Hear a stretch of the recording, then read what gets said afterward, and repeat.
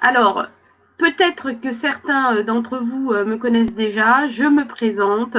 Je suis Christy Genteuil-Boisel et je suis consultante en affaires publiques. Je co-dirige le cabinet conseil Les Activateurs. Alors, à qui s'adresse aujourd'hui ce webinaire? Ce webinaire s'adresse aux entreprises innovantes qui veulent vendre leurs solutions ou leurs services aux collectivités et qui souhaitent bénéficier de ce dispositif achat innovant inférieur à 100 000 € hors appel d'offres. Alors, j'imagine qu'en tant qu'entreprise innovante, vous voulez faire connaître vos solutions et vos services innovants et votre expertise. Vous voulez vous positionner sur les marchés publics, vendre aux collectivités des projets, peut-être en profitant de ce dispositif achat innovant. Vous vous inscrivez dans une démarche de développement de l'attractivité des territoires, donc vos solutions s'inscrivent dans cette démarche et vous avez envie d'être identifié comme tel. Vous avez peut-être envie de lancer un pilote avec une collectivité ou ce que l'on appelle un POC, en anglais Proof of Concept. C'est un peu l'équivalent de notre pilote français, ou un partenariat avec un territoire. En tout cas, votre cible commerciale, ce sont les collectivités et vous passez donc par les décideurs publics, par les élus et peut-être même que vous répondez à des appels d'offres.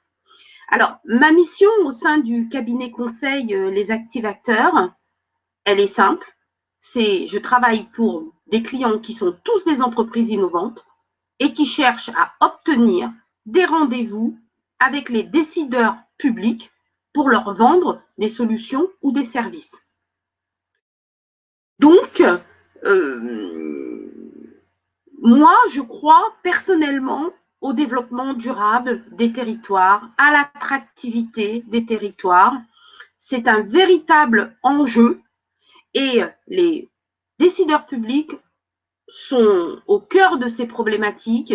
Ils ont bien compris que des solutions et des services innovants sont l'une des clés pour développer cette attractivité de leur territoire. Il est évident qu'un territoire qui ne sera pas attractif va avoir de plus en plus de mal à attirer des résidents, va avoir de plus en plus de mal à attirer des entreprises, va avoir de plus en plus de mal à attirer des consommateurs pour ses commerces, pour ses services, ses loisirs. Donc, il y a un véritable enjeu pour les territoires à implémenter des solutions innovantes. Alors, vous constatez que sur la droite de votre écran, vous avez un lien qui vous permet de prendre un rendez-vous individuel avec moi. Aujourd'hui, je vais vous proposer des informations qui forcément seront un petit peu généralistes, mais je serai ravie de parler avec chacun d'entre vous et d'apporter un complément d'information spécifique en fonction du cas de chacun. Donc, il y a de larges créneaux la semaine prochaine, donc n'hésitez pas dès maintenant à prendre rendez-vous avec moi. Alors, je vais faire une petite aparté également. Comme beaucoup d'entre vous, je suis en télétravail. Ma bande passante à la maison n'est pas aussi performante qu'au bureau. Donc, à un moment donné, je vais vous prévenir, je vais couper la caméra pour un débit maximum sur la voix. Mon propos va se présenter en deux grandes parties. La première partie, je vais vous présenter l'innovation dans la commande publique. Et dans la seconde partie, je vais vous présenter l'intérêt du dispositif achat innovant et vous faire quelques recommandations. Donc, comme annoncé, je vais couper la caméra pour assurer un son de meilleure qualité. Alors, l'innovation dans la commande publique. D'abord, de quoi parle-t-on? Je vais être un petit peu un petit peu procédurière. J'ai sous les yeux, je ne vous le cache pas, le décret de loi qui régit les achats innovants. Donc, c'est un texte un peu technique, mais à un moment donné, si on veut entrer dans un dispositif, on doit savoir exactement ce que contient le texte. Le texte nous dit que, afin de favoriser l'innovation dans la commande publique, d'accord, le ministère de l'économie a créé une expérimentation de 3 ans permettant aux acheteurs de passer des marchés négociés sans publicité ni mise en concurrence pour des achats innovants d'un montant inférieur à 100 000 euros. En gros, le législateur permet à la collectivité d'acheter, sans faire d'appel d'offres, des solutions, des services innovants à une entreprise innovante de la taille d'une TPE ou d'une PME. Alors, ces achats innovants, quand on parcourt la littérature sur le sujet, on s'aperçoit qu'il y a différentes manières d'appeler ça. Certains vont parler d'expérimentation achat innovant, d'autres d'innovation dans la commande publique, ou encore achat public innovant. Toutes ces appellations font référence à l'achat innovant inférieur à 100 000 euros hors appel d'offres. On est bien d'accord. Alors, c'est quoi un achat innovant, me direz-vous? Parce que là aussi, il faut être précis.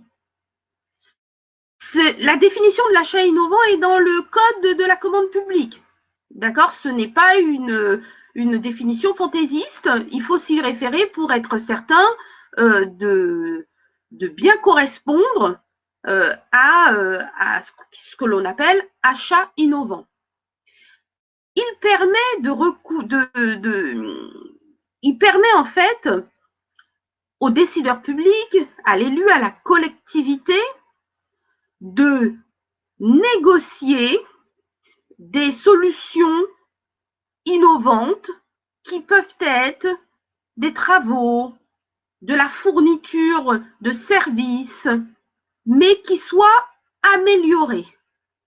Il est précisé que le caractère innovant peut consister dans la mise en œuvre de nouveaux procédés de production ou de construction, d'une nouvelle méthode de commercialisation ou d'une nouvelle méthode organisationnelle dans la pratique, l'organisation du lieu de travail ou les relations extérieures de l'entreprise.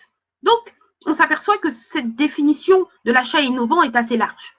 Ce qu'il faut retenir, c'est que la solution que vous apportez à la collectivité doit apporter quelque chose de neuf, une amélioration. Si c'est simplement quelque chose de classique qu'elle a déjà, qui n'améliore pas, les choses, vous ne serez pas considéré comme innovant. Donc, il peut s'agir d'une solution ou d'une innovation technologique de produits ou de procédés, mais aussi d'une innovation d'organisation ou d'une innovation de commercialisation. 2 exemples, par exemple la numérisation pour les mairies ou l'interconnexion, donc tout ce qui est télécom, Internet sur un territoire.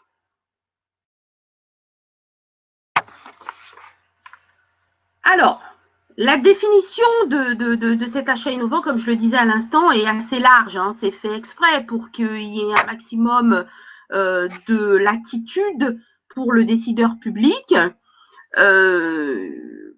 Mais quand même, pour s'assurer du caractère innovant de son achat, l'acheteur, c'est-à-dire le décideur public, il doit collecter des informations sur le secteur d'activité concerné. Il doit faire ce que l'on appelle du sourcing. Il ne peut pas claquer simplement des doigts, ouvrir l'annuaire et choisir une solution. Il faut qu'il fasse du sourcing, il faut qu'il s'assure qu'effectivement, il a un besoin pour son territoire, il doit s'assurer que l'entreprise innovante qu'il va choisir réponde bien à ce besoin spécifique. Ensuite, dans le cadre de cet achat innovant, on précise bien inférieur à 100 000 € hors taxe. D'accord?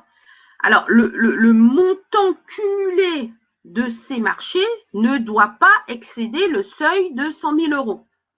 Je vous donnais encore il n'y a pas très longtemps un petit tips. On peut, s'il y a plusieurs besoins spécifiques, faire plusieurs lots. Mais la règle, c'est 100 000 € maximum sur une solution qui répond à un seul et même besoin. Alors, il y a aussi quelques obligations pour le décideur public. Le décideur public qui a recours à l'expérimentation achat innovant, il doit d'abord gérer tout ça en bon gestionnaire. Une fois de plus, il doit faire du sourcing, il doit faire attention à ce qu'il fait. Et il doit aussi faire une déclaration auprès d'un observatoire comme quoi il a utilisé le dispositif.